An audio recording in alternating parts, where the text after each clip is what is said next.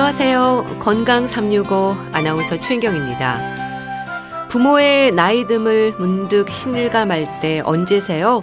저의 경우에는 습관처럼 나오는 작은 신음이 그렇습니다. 앉고 설 때마다 끙 하는 앓는 소리가 너무 자연스럽게 이어질 때, 특히 구부정한 부모님의 뒷모습을 볼 때마다 새삼 죄송한 마음이거든요. 글쎄요, 약해지는 척추 건강을 나이 탓으로만 생각하는 것도 문제이지 않을까 싶기도 한데요. 많은 분들이 고생하는 허리 통증, 특히 노인들에게는 어쩔 수 없는 나이 듦의 모습인 걸까요?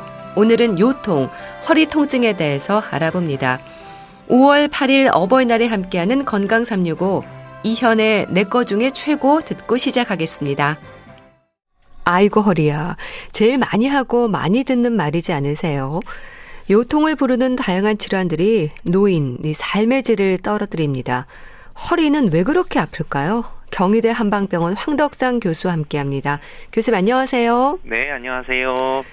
요통, 진료실에서도 가장 많이 드는 불편함 중에 하나이지 않나요? 네, 맞습니다. 우리가 허리가 아프다고 하면 거의 이제 일상생활을 하시는 분들은 꼭 한 번 정도는 요통을 경험을 하시고, 그리고 이제 우리 또 요즘에는 이제 육아를 도와주시는 노인 어르신분들도 아기들 안고 그러다 보면은 허리가 아픈 증상도 많이 얘기를 하는데요. 네. 특히 이제 이런 경우에들은 어떤 디스크나 다른 원인 증상이 있어서도 그렇지만 그런 것이 없어도 통증은 많이 오시게 됩니다. 이 허리 디스크로 불리는 추간판 탈출증에서부터 척추관 협착증도 있고요. 노인들이 불편을 겪는 증상들이 참 많습니다. 특히 척추관 협착증의 경우에는 노화가 가장 큰 원인인 거죠? 그렇죠. 우리가 흔하게 요통 중에서 크게 보면 이제 허리 디스크, 척추관 협착증 이렇게 얘기를 하는데, 네. 그런 것들이 이제 많이 오시게 되는 경우들은 아무래도 이제 퇴행성 질환으로 대표적인데요. 아무래도 이건 이제 만성적으로 이렇게 오시게 되면서 우리가 특징적인 그런 협착증이라고 하는 증상들이 있는데, 우리가 서서 이렇게 걸으시다가 허리가 좀 이렇게 선체로 걸으시다가 허리가 점점 구부러지면서 이렇게 쪼그리고 앉아가지고 잠깐 쉬었다가 또 걷게 되거나 아니면 전봇대나 의자나 이런 데 벽을 짚고 좀 허리를 굽혔다가 좀 쉬었다가 가시는 분들을 볼 수 있는데, 이런 분들이 이제 대체로 협착증의 그런 증상들이 됩니다. 기본적으로 이제 디스크라 그러면은 우리 허리 디스크는 옆에 있는 그런 신경들이 눌려가지고 이제 나타나서 급성적으로 와서 다리나 이제 저리거나 발에 이제 힘이 떨어진다든지 이런 증상들이 온다 그러면은 이제 협착증은 오히려 그 척추관의 그런 간격들이 좀 좋아지고 거기를 지탱해주는 인대나 이런 것들이 이제 퇴행성으로 좀 좁아져서 이게 이제 오히려 굽히면은 좀 허리를 굽히면은 그 눌리는 것들이 좀 줄어들어서 통증이 완화되고, 그리고 똑바로 쓰려 그러면은 다시 이제 좀 통증이 심화돼서 이게 좀 어르신들이 허리를 바로 똑바로 못 펴고 약간 무릎도 굽히고 허리도 굽히는 약간 엉거주춤하게 자는 자세가 바로 이 척추관 협착증의 그런 증상입니다. 이 허리 통증이라는 게 서서 걷는 우리 인간에게만 있는 증상이라고 하잖아요. 두 발로 서서 활동하는 것과 척추 건강은 어떤 연관이 있습니까? 네, 우리가 사실은 이렇게 두 발로 서는 직립보행을 하는 것 자체가 바로 그 이후부터 요통이 생겼다고 할 정도로 굉장히 밀접하게 관련이 있죠. 왜냐하면 우리가 네 발 사족보행을 한다, 네 발로 이렇게 있는 자세들은 우리가 허리 쪽은 오히려 이렇게 곡선대로, 우리 몸에 있는 곡선대로 되어 있어서 좀 그 사이가 좀 좁아질, 그런 척추 사이사이가 좁아질 일이 좀 없는데, 우리가 이제 똑바로 직립을 하게 되면서 우리 척추 사이사이의 공간 들이 옆에 있는 근력들이 좀 문제가 있거나 또는 인대들에 다른 문제가 있거나 또는 골다공증처럼 좀 뼈가 부실해지게 되면은 이 사이가 좁아지게 되면은 그 좁아지면 이제 그 척추 뒤쪽에 신경들을 지나가고 그것들을 이제 누르게 되거나 또는 염증 상태가 되면은 오히려 이제 그런 요통도 오게 되고 팔다리에 있는 그런 근육도 좀 약해지고 또 신경들이 또 와서 좀 마비감이나 저리거나 시린 그런 통증들이 생기게 되는데요. 결국은 이제 우리 몸 자체가 서서 걷기 때문에 그런 완충할 수밖에 없는 그런 곡선이 있게 되거든요. 허리에 이렇게 등도 있고 목도 그래서 우리가 목도 아픈 분들은 C자형 뭐 또는 뭐 일자형 목이 뭐 머리도 아프고 목도 아프다고 하듯이 예. 허리도 그 곡선이 좀 적절하게 잘 유지가 되면 요통이 없는데 어떤 이유에서든 그 곡선이 이제 더 찌부러지면서 곡선이 굉장히 심하게 이상적으로 되면은 균형이 깨지기 때문에 요통이 생기게 되는 것입니다. 네. 그래서 살면서 누구나 한 번쯤은 허리 통증을 경험한다는 말도 맞는 얘기겠죠. 그렇죠. 우리가 뭐 젊은 사람들은 또 젊은 대로 또 오래 앉아 있거나 요즘 같은 경우는 뭐 공부한다고 오래 앉아 있거나 또는 뭐 운동 같은 거를 한다든지 운전 같은 거를 또 막 길게 긴 시간 하면서 허리 통증이 오게 되고 또는 뭐 많이 무거운 거를 들거나 해서도 요통이 올 수도 있고요. 또는 이제 뭐 나이가 점점 들면서는 특별히 만약에 힘을 안 써도 근력들이나 이런 부분들이 약해지는 퇴행성 변화 때문에 요통이 오게 되는데요. 특히 이제 그런 허리 요통은 재발이 흔한 것이 이제 특징입니다. 그래서 이제 급성 요통 환자들의 60% 정도가 최소 한 번 이상의 재발을 겪는다고 할 정도로 허리 통증은 관리를 잘 하지 않으면은 반복적으로 재발할 수 있는 그런 통증이 됩니다. 그럼 우리가 느끼는 허리 통증은 척추의 어느 부분에 그 문제가 있을 때 통증으로 나타나는 건가요? 네, 당연히 이제 허리 근육 자체 또는 뭐 허리뼈의 골다공증 또는 그런 허리 부분의 신경들 눌리는 것들을 또 생각할 수 있는데요. 우리가 한의학에서는 조금 그것보다 좀 다른 쪽으로도 얘기를 합니다. 그래서 뭐 우리가 뭐 남자는 허리가 생명이야 또는 뭐 물건을 들 때는 허리 힘으로 든다 뭐 이런 식으로 얘기를 하는데 한의학에서는 허리가 이제 신기능과 밀접하게 연관이 있어서 신장 자체의 기능뿐만 아니라 뭐 뼈와 골수, 생식 능력 이런 것들의 그런 원천적인 에너지원이 된다고 하는데요. 결국은 이런 부분들의 기능들이 좀 부족해지면은 근력도 약해지고 허리 통증이 되게 되는데요. 그래서 우리가 뭐 젊은 사람들이 뭐 과로를 했다든지 또는 뭐 그런 성관계를 좀 과도하게 했다든지 이랬을 때 또는 무리하게 무거운 거를 좀 들었다고 하면은 그런 허리 통증이 오게 되는데 단순히 이제 근육뿐만 아니라 뭐 장부 중에서 신기능이 좀 약해졌을 때 허리 통증이 온다고도 봅니다. 네. 허리 디스크로 고생하는 분들에게 익숙하죠. 척추 4번과 5번이 손상이 될 때가 더 많은데 이 부분이 좀 약한가요? 네, 아무래도 우리가 허리라고 하는 것은 그 목에서부터 뭐 경추가 있고 또 흉추가 있고 요추, 허리뼈 5개가 있고 그 밑에 이제 꼬리뼈, 천추 이렇게 연결이 되어 있는데요.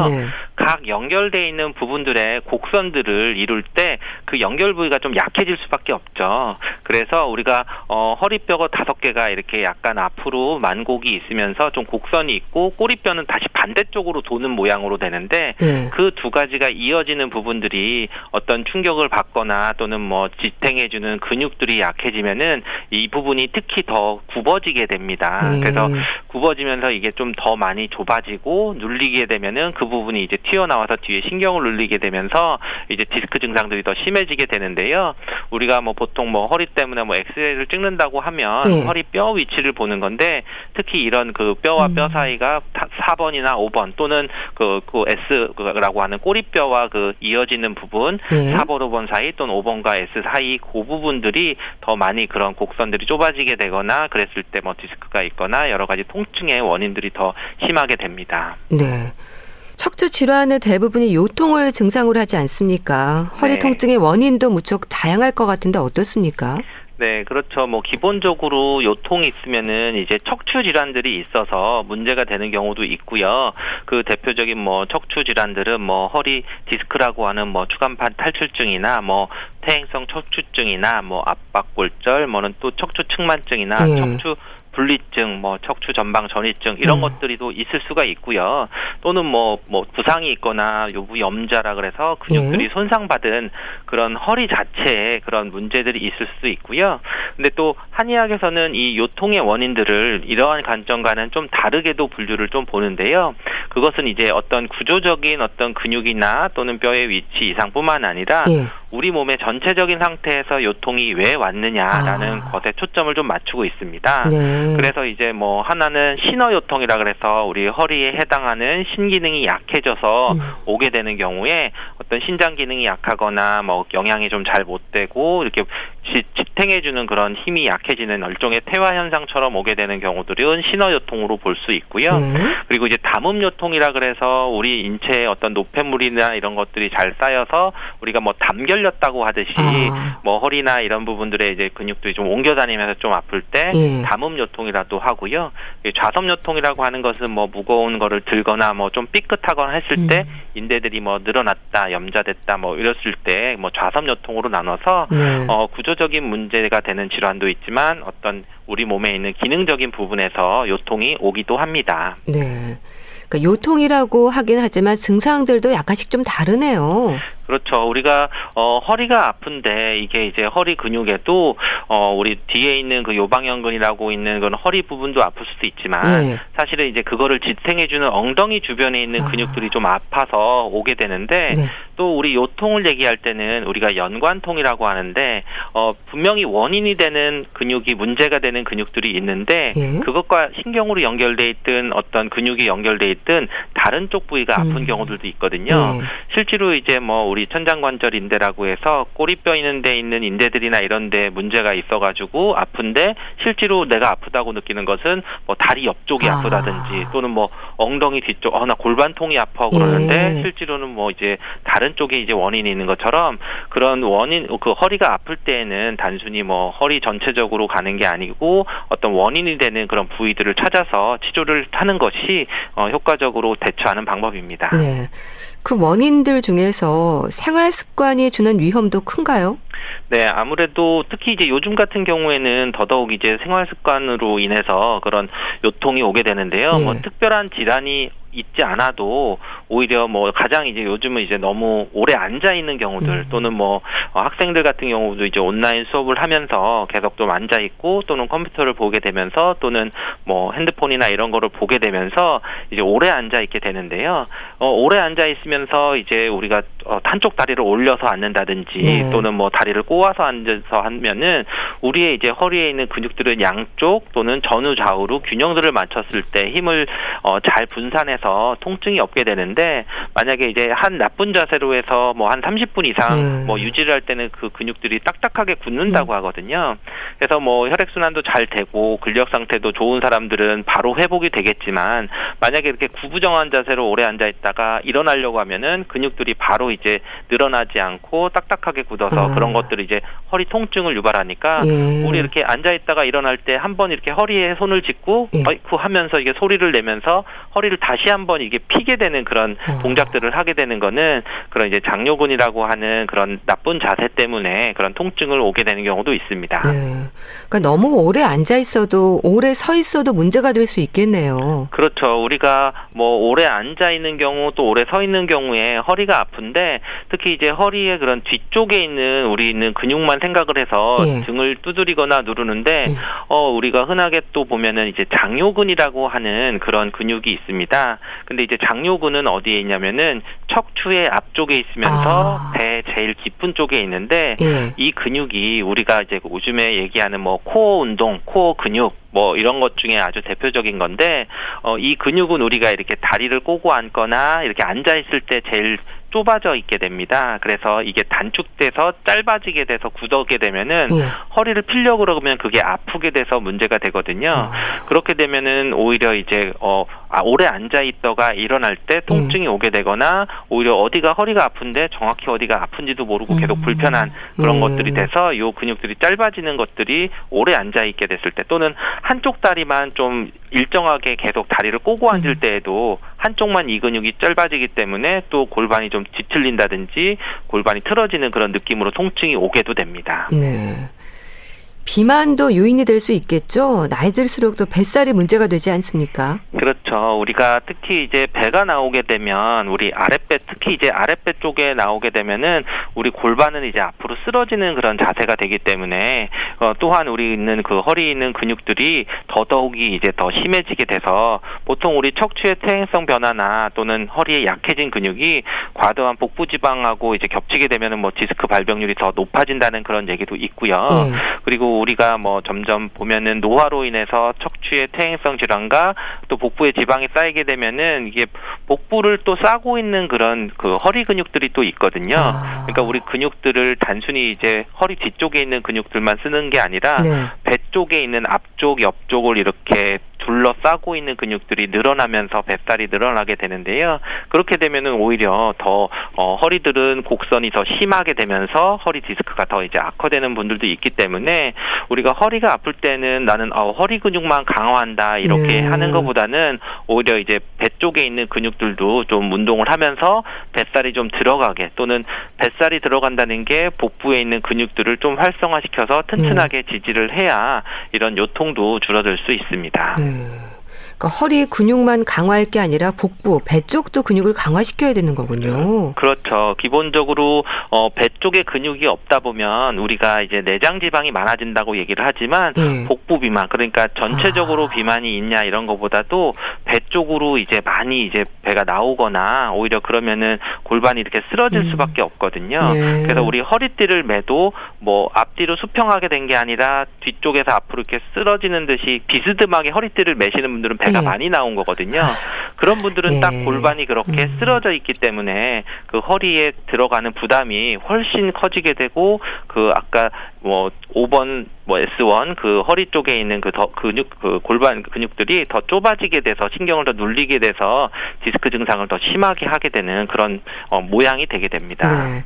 또 사고로 인한 위험도 크지 않습니까?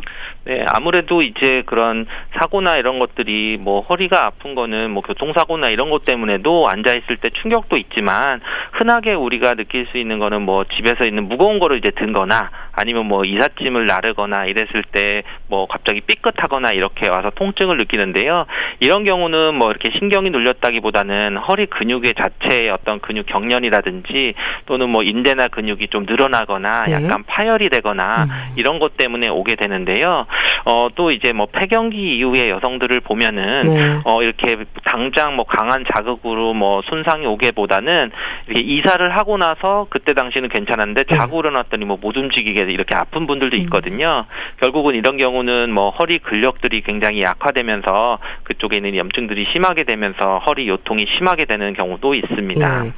또 골다공증은 어떨까요? 척추 건강과의 연관이 궁금합니다. 그렇죠. 우리가 기본적으로 뼈의 그런 노화 현상이나 신체 활동 부족으로 골다공증이 더 심해져서 뼈가 이렇게 어떤 구멍이 생기는 거를 이게 골다공증이라고 얘기를 하는데요. 사실 이제 골다공증 자체로 허리에 통증이 많이 오는 것은 아닌데요. 그렇지만 어떤 다른 원인이 없이 허리 통증이 좀 뻐근하거나 피로감을 많이 느낄 때는 골다공증과 같이 병행되는 것이 있기 때문에 어떻게 보면 이제 허리가 아픈데 급성적으로 오게 되는 그런 것보다는 만성적으로 뭔가 불편한 것들이 오면은 그런 골다공증이나 이런 것들 검사도 같이 해야 되는데, 특히 이제 폐경기 이후에 여성들에게 있어서는 이런 골다공증이 또 허리 통증이 있다 그러면은 골다공증과 또 같이 확인을 해보셔야 되는데요. 결국 우리가 뼈에 붙는 근육들이 만약에 활성화되고 튼튼하다면은 골다공증을 또 예방할 수 있거든요. 그러니까 이거는 거꾸로 골다공증 때문에 척추 통증이 온다고 생각하는 것보다는 척추를 건강하게 하면은 골다공증도 예방이 될 수 있구나, 또는 잘 유지를 할 수 있구나라고 이해를 하면 됩니다. 네. 이 말씀 주신 것처럼 요통의 원인에 따라서 또 손상 정도가 달라질 텐데요. 척추관 협착증은 나이가 들면서 척추관이 좁아지는 거잖아요. 척추관이 좁아지는 건 왜 그렇습니까? 아무래도 이제 그러면 척추와 뼈와 뼈 사이를 또 이렇게 지지를 해주는 그런 탄력적인 추간 조직들인 추간판이라고 하는 것도 있고, 여기는 또 내부에는 이제 수액으로 되어 있고, 이제 겉은 또 이제 단단하게 이제 섬유륜으로 쌓여 있는데요.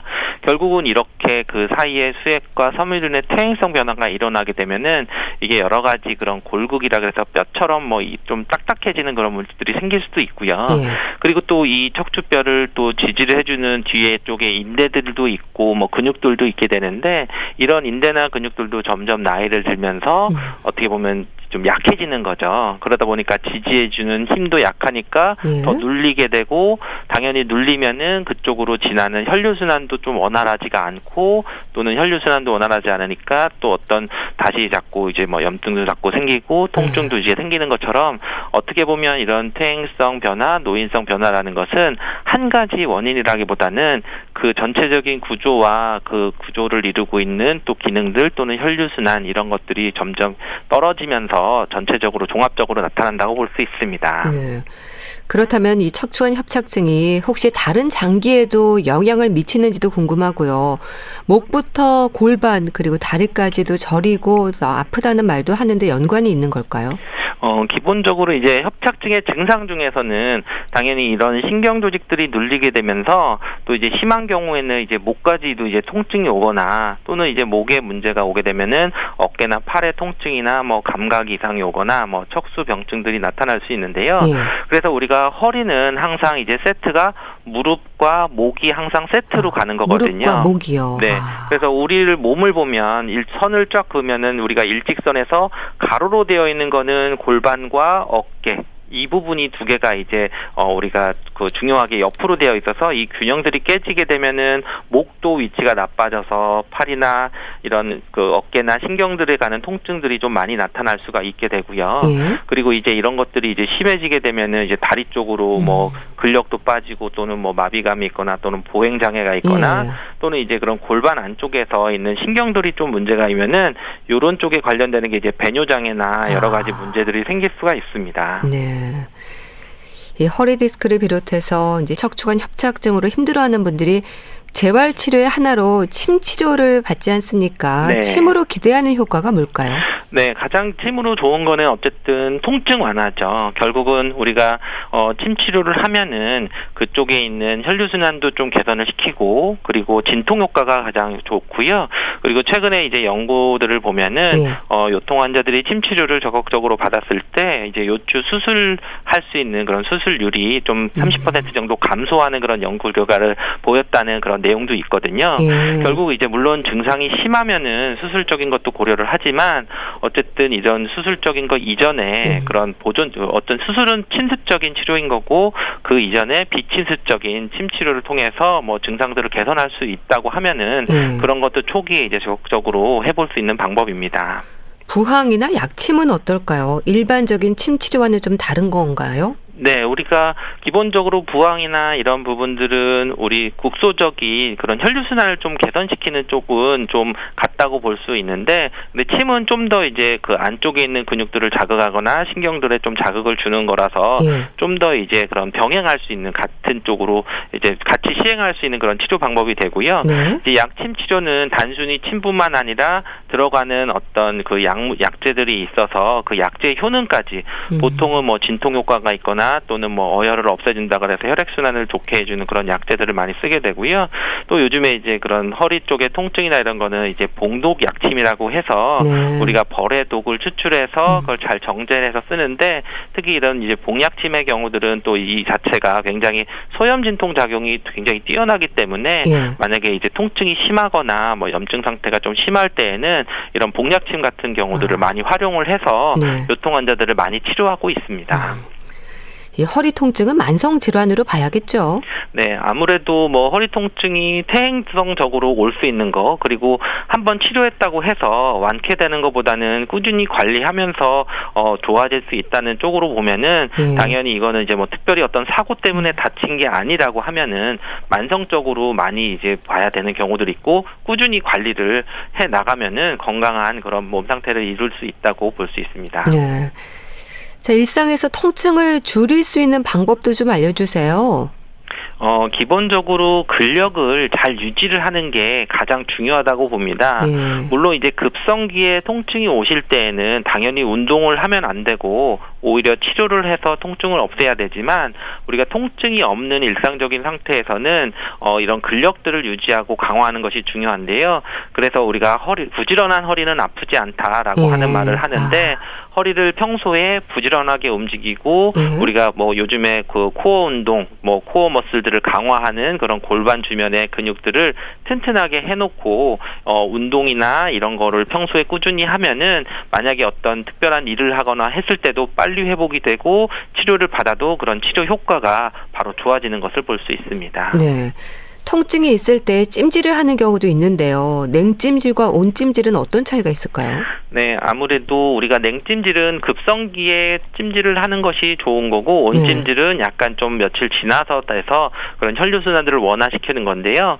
결국 냉찜질이라고 하는 거는 즉시 이렇게 어떤 뭐 허리를 삐끗했다든지 또는 이제 뭐 허리를 과도하게 많이 써서 허리도 이제 뜨끈뜨끈 열도 나면서 뭔가 이제 염증이 좀 생기는 그런 또는 뭐 허리가 약간 부은 듯이 좀 빨갛게 되고 아프고 이럴 때에는 그런 염증을 좀 진정시켜주는 차원에서 냉찜질을 하는 것들은 좋고요.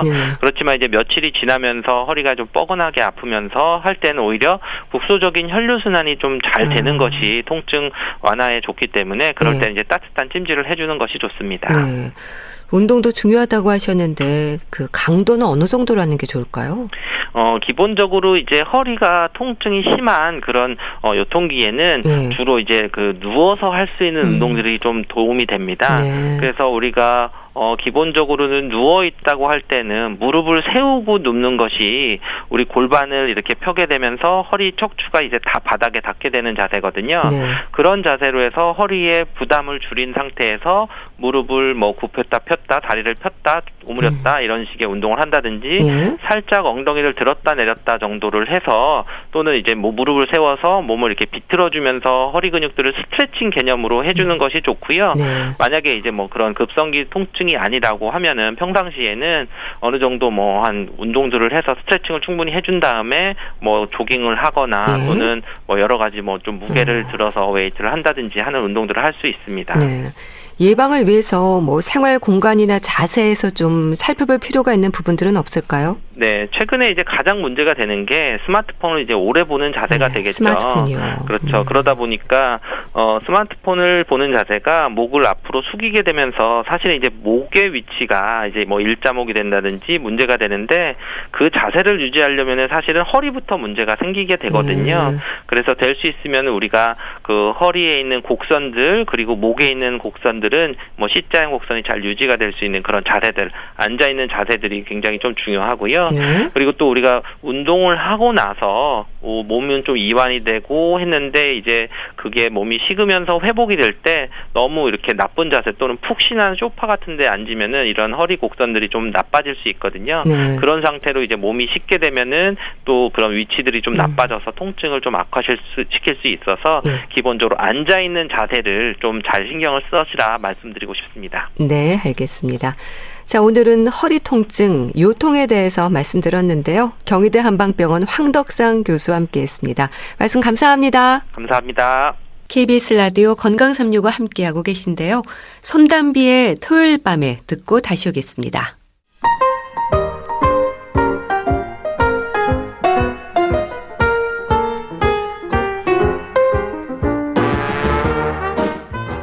건강한 하루의 시작. KBS 라디오 건강365 최윤경 아나운서의 진행입니다.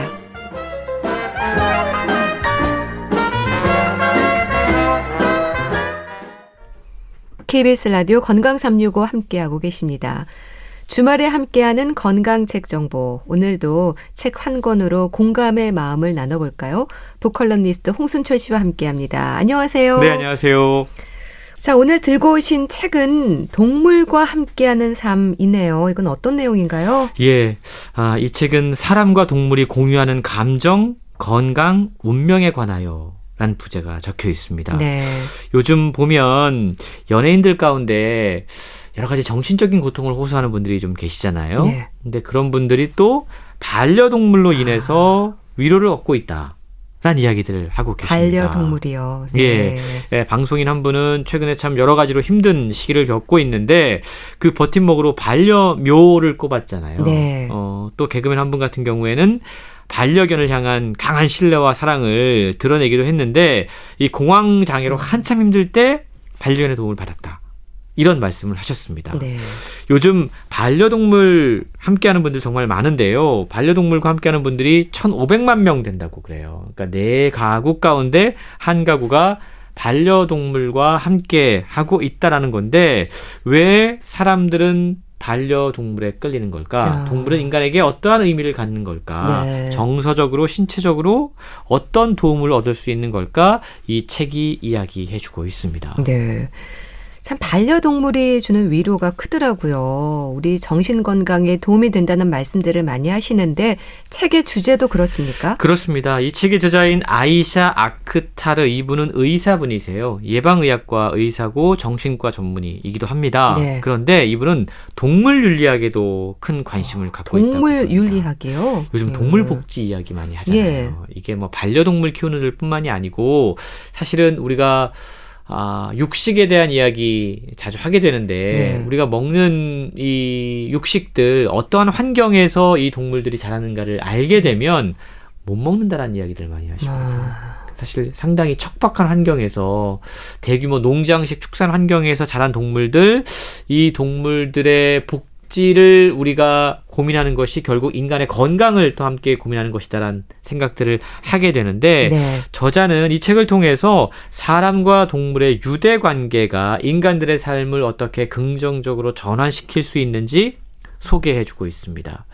저자는 자신의 고백을 책을 통해 털어놓고 있어요. 네. 의사인데 동물에 대한 특별한 관심을 갖고 있었습니다. 어릴 때부터 보니까 다 별의별 걸 다 키웠더라고요. 네. 그런데 동료 의사들에게 네. 자신의 동물을 너무 사랑하고 있고 동물들의 어떤 건강 상태라든가 이런 것들을 챙기고 있다는 사실을 쉽게 이야기하지 못했다고 합니다. 왜냐하면 예. 동료 의사들조차 인간과 동물과의 관계가 치료에 미치는 영향력에 대해서 인정하지 않았고 야 의사가 무슨 동물에 예. 대한 그건 아니다. 예. 이런 관점들을 보이고 있기 때문에 자신이 동물의 어떤 윤리라든가 동물 복지에 관심을 갖고 있다는 사실을 의사이면서도 쉽게 이야기하지 못했다라는 고백이 있는데요. 이 책은 병원, 의료기술, 약품, 그리고 외과적인 수술만 인간을 치료할 수 있는 것이 아니다. 라고 단언합니다. 네. 그러면서 병원의 하얀 벽 너머에서 인간의 건강에 긍정적인 영향을 미칠 수 있는 부분들이 너무나 많이 있고 그런 부분들을 간과해서는 안 된다라고 주장하고 있는데요. 그 가운데 하나가 바로 동물이 될 수 있다는 거죠. 네. 동물은요, 인간의 정신 건강뿐만 아니고 신체적인 건강에도 도움을 줄 수 있다고 그럽니다. 실제로 제가 그래요. 제가 반려동물 강아지를 키우고 있잖아요. 네. 아마 반려동물 강아지가 없었더라면 제가 밤마다 얘를 데리고 산책을 네. 나가는데 나 이렇게 오랫동안 걸을 수 있을까? 네. 30분씩 나가서 걸어야 되거든요. 얘를 위해서라도. 네. 저는 산책을 하면서 감사하게 되더라고요. 얘 때문에 내가 움직이게 되는구나. 예. 그러니까 실제로 정신적인 도움뿐만이 아니고 신체적인 건강에도 도움을 얻을 수 있다는 거죠.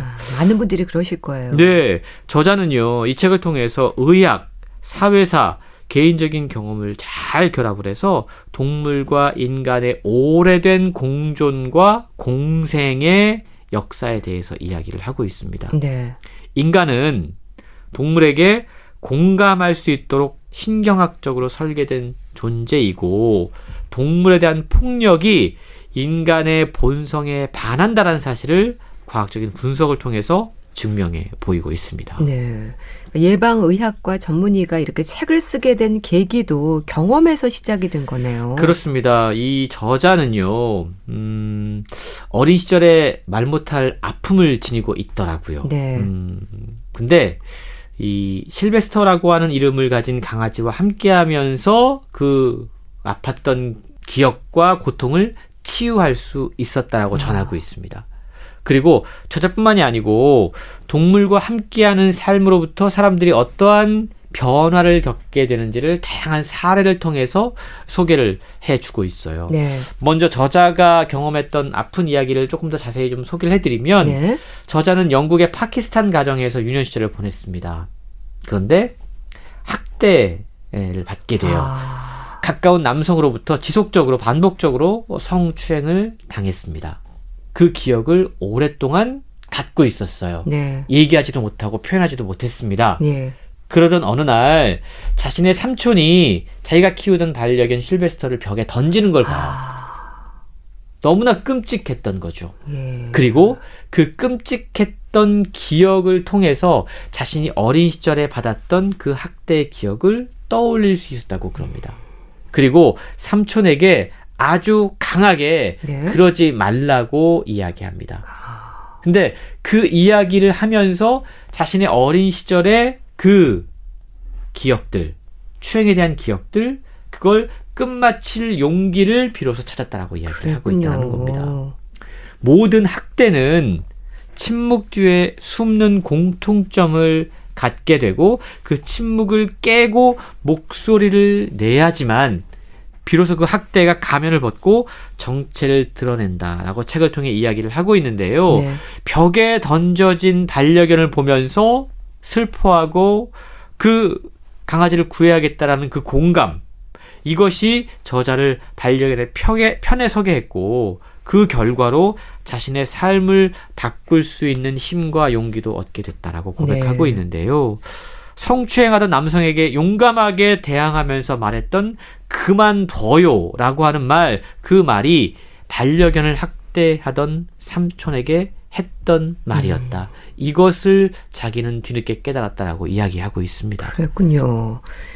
앞서 연예인들의 사례도 언급을 해주셨지만 동물이 여러 관점에서 정신 건강에 도움이 될 수 있을 것 같습니다. 그렇습니다. 책에 정말 많은 사례들이 소개가 되고 있는데요.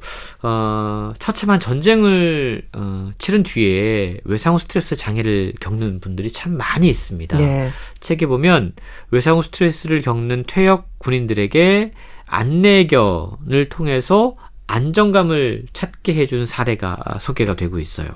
그리고 정신병원이라든가 교도소에 갇힌 사람들에게 반려동물을 키우게 하는 거죠. 네. 고양이, 새, 물고기 이런 것들을 키우게 하면서 그들에게 어떠한 변화가 찾아왔는지를 책에 소개를 하고 있는데요. 그런 사례들을 보다 보면 동물과 함께하는 삶이 인간에게 어떠한 긍정적인 변화를 가져올 수 있는지 그 의미를 곱씹게 된다는 겁니다. 네. 반대로 동물 학대, 사실 이 동물 학대가 단순히 동물만 학대하는 게 아니라 인간에 대한 폭력으로 이어질 수 있다는 사실을 책을 통해 공개를 하고 있는데요. 정말 충격적입니다. 네.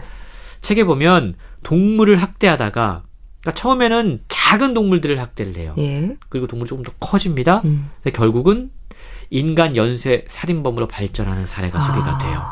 이게 정말 생생한 잔상을 남기게 되는데 네. 결국 누군가 동물에 대한 폭력 역시 이게 발전해서 사람에 대한 폭력으로 이어질 수 있다는 건 우리가 동물을 어떻게 대해야 되는가에 대한 근본적인 질문을 던질 수 있다는 거죠. 네. 그리고 우리 인간들이 깊은 상처를 받았을 때 정말 말을 잃게 되는 경우가 많이 있잖아요. 예. 이때 동물이 많은 위로를 줄 수 있다고 그럽니다.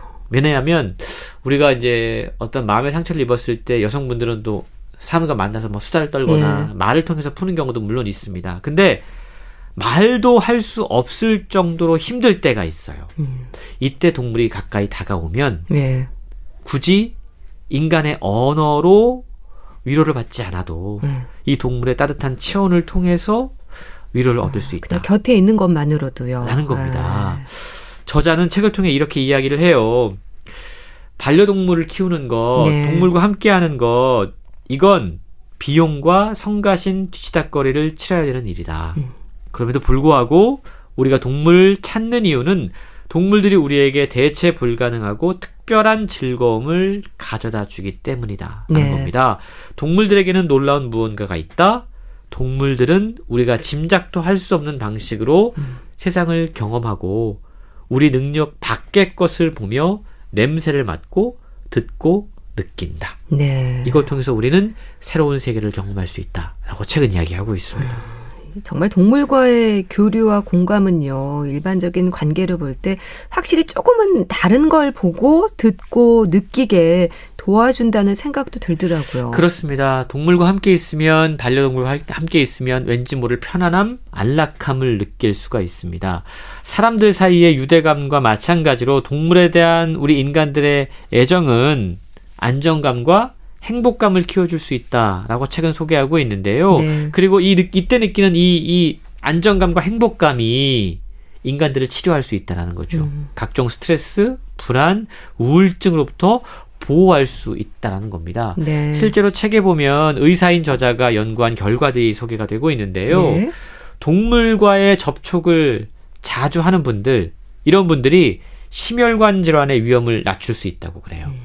혈압, 기준 심박수, 콜레스테롤 수치 이런 것들을 낮춰주기 때문에 반려동물의 주인을 더 오래 살게 한다라는 결과가 소개가 되고 있다는 거죠. 네. 뿐만 아니고 동물들은 스트레스에 대한 우리 심장의 반응성을 낮추고 스트레스를 받더라도 더 빠르게 회복할 수 있도록 촉진한다고 그럽니다. 동물과 함께하면 외로움, 네. 우울, 불안감이 줄어들어서 우리의 정신 건강이 향상될 수 있다는 거죠. 우리를 건강하게 만드는군요. 맞습니다. 이 책에 심리학자 안드레아 비치의 이야기가 소개가 되고 있는데 네. 동물과의 접촉을 통해서 인간이 얻을 수 있는 유익한 효과 가운데 하나가 바로 옥시토신이라고 하는 호르몬입니다. 옥시토신이요. 이 호르몬은 옥시토신은요. 남성과 여성의 몸 모두에서 돌아다니는데 이 옥시토신이 하는 일은 정말로 많습니다. 긍정적인 역할들을 많이 해요. 예를 들자면 네. 심박수를 낮추고 예. 스트레스 호르몬 수치를 낮추고 사회적인 상호작용, 너그러움, 유대감, 애착의 감정을 고양시킵니다. 네. 이 옥시토신을 활발하게 분비하기 위해서 동물과 가까이 하면 정말도 이로울 수 있다라고 강조하는 겁니다. 네. 참 사람과의 관계에서 상처받고 반려동물에게 위로를 받는 분들 주변에서도 종종 듣는 얘기입니다. 근데 반려동물과 함께 있을 때 우리는 왜 편안함을 느끼는 걸까요? 이런 부분도 책에 언급이 돼 있습니까? 예, 언급이 돼 있는데요. 동물들은 우리가 이제 인간관계에서 받은 상처들을 동물들 통해 치유할 수 있는 게 우리가 동물하고 경쟁할 필요가 없잖아요. 그렇네요. 인간은 아무리 가까운 친구여도 묘한 이 긴장관계, 네. 경쟁관계가 생기게 됩니다. 그래서 인간과 함께 할 때는 아무리 편한 사람과 있어도 뭔가 약간 긴장할 수밖에 없는 거예요. 네. 근데 동물은 우리가 다른 인간처럼 경쟁하지 않으며 심리적인 해방감을 느끼게 하는 존재일 수 있다는 거죠. 결국 동물들은 우리의 삶에서 다른 사람들이 줄 수 있는 수많은 압박감, 예. 여기로부터 우리를 해방시킬 수 있다는 건데요. 흥미로운 점은 우리가 동물들에게서 공감 능력을 배우게 되는데 네. 이게 아직 과학적으로 100% 풀리지 않은 그런 부분이 있다고 그럽니다. 왜 그럴까? 추측되는 바는 우리가 동물들과 관계를 맺을 때 인간적인 목표와 야망을 따질 필요가 없거든요. 그냥 편안하게 아무 생각 그렇습니다. 없이. 예. 동물들과 함께 있을 때는 그냥 감정적인 교류, 유대를 하면 되거든요. 그렇네요. 그렇기 때문에 뭔가 이 동물이 우리에게 인간에게 특별한 감정들을 선사한다라고 이야기를 하고 있는데 동물들과 함께하면 조금은 다른 생각들을 실제로 하게 되더라고요. 네. 그러니까 동물과 함께하면 얘를 보면서 예. 예를 들어서 반려동물 강아지를 보면서 네. 아, 우리 까미는 참 단순한 것에 이렇게 쉽게 만족하는구나. 이 작은 간식 하나에 이렇게 네. 좋아하는구나. 예. 인간들을 보면서 그런 생각 잘 갖기 힘들잖아요. 힘들죠. 예. 그리고 쉬고 자는 거를 보면서 예. 참 신세가 이렇게 좋을 수가 없어. 그래, 잘 쉬는 게 정말 중요해. 네. 라는 생각을 합니다. 또 내가 지금 어떠한 감정이건 동물들은 먼저 다가와서 혀를 핥아주고 몸을 만져주고 네. 터치를 합니다. 이게 인간에게서 얻을 수 없는 특별한 교류들이 이 동물을 통해서 가능해진다는 건데요. 이게 바로 인간에게서 얻을 수 없는 타자적인 관점, 네. 세상을 살아가는 또 다른 가치라는 겁니다. 동물들은 우리가 인간적인 목표에 덜 집착하도록 유도한다는 겁니다. 자신의 모습을 있는 그대로 인정하고 또 타인의 단점과 약점을 잘 이해하고 받아들일 수 있도록 돕기 때문에 동물과 함께하는 삶이 여러 가지로 이로운 점이 많다라고 책은 설명하고 있습니다. 네. 위로를 통한 유대감, 이 반려동물이라는 말이 괜히 있는 건 아니라는 생각을 하게 됩니다. 자, 동물과 함께하는 삶 소개해 주셨는데요. 북컬럼니스트 홍순철 씨였습니다. 감사합니다. 고맙습니다. 이수영의 얼마나 좋을까 보내드리면서 인사드릴게요. 건강365 아나운서 최인경이었습니다. 고맙습니다.